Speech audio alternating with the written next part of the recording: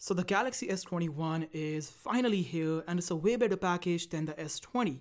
You get more power, more camera, and a host of new colors, but is that all enough to take on the iPhone 12 Pro? Let's find out. So to kick things off, let's talk about the specs. Now the iPhone 12 Pro has the A14 Bionic, 6 gigs of RAM, the storage starts at 128 and goes all the way up to 512. It is not expandable, and you have a 2815 mAh battery, and the phone is also 5G enabled. You have Face ID, you have Dolby Vision, and all the cool stuff, whereas the Galaxy S21 has the Snapdragon 888 or the Exynos 2100 depending on where you live. You get 8 gigs of RAM, the storage starts at 128 and goes all the way up to 256.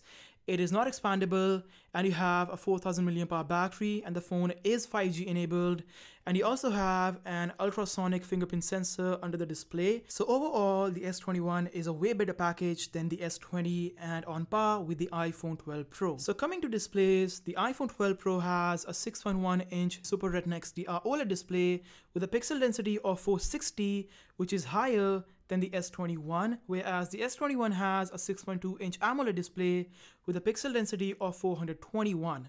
Now the S21 has an edge here because we have a 120Hz refresh rate display, which isn't there on the iPhone. Now the camera situation on the S21 is a bit strange. So you have a 12 megapixel wide sensor, a 12 megapixel ultra wide sensor, and then a 64 megapixel telephoto lens, which doesn't really fit here, but you can do 8K up to 30 FPS, 4K up to 60, and slow-mo up to 960. The iPhone 12 Pro, on the other hand, has 3 sensors, all 12 megapixel, one wide, one ultra wide, and then one telephoto.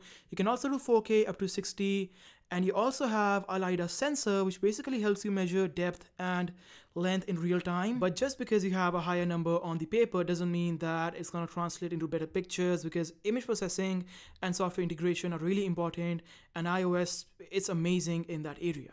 Now front, on the S21 you have a 10 megapixel wide sensor, which is a bit of a step down from the 40 megapixel we have on the S21 Ultra. You can do 4K up to 60 FPS, and on the iPhone you have a 12 megapixel front camera, which can also do 4K up to 60 FPS. Now the iPhone 12 Pro comes with wireless charging, fast charging, and MagSafe, and it is also IP68 certified. It comes in graphite, silver, Pacific blue, and gold, and the prices start at $1,000. Now the S21 has wireless charging and fast charging, and you also have reverse charging, which basically allows you to charge other phones and devices on the back of your own phone. And we also have a certification of IP68. These are all the new colors and the prices for the S21. So both the phones pack a lot of punch and a lot of power, but which one should you buy? Now the S21 is a way better package than the S20, and the iPhone 12 Pro is arguably one of the best iPhones we have had in years. Even though it's expensive than the S21, it still is an amazing phone and very capable, and again, it comes down to you and your preference. If you want iOS or Android, because these are some of the best ones right now, you can buy, and that is pretty much it.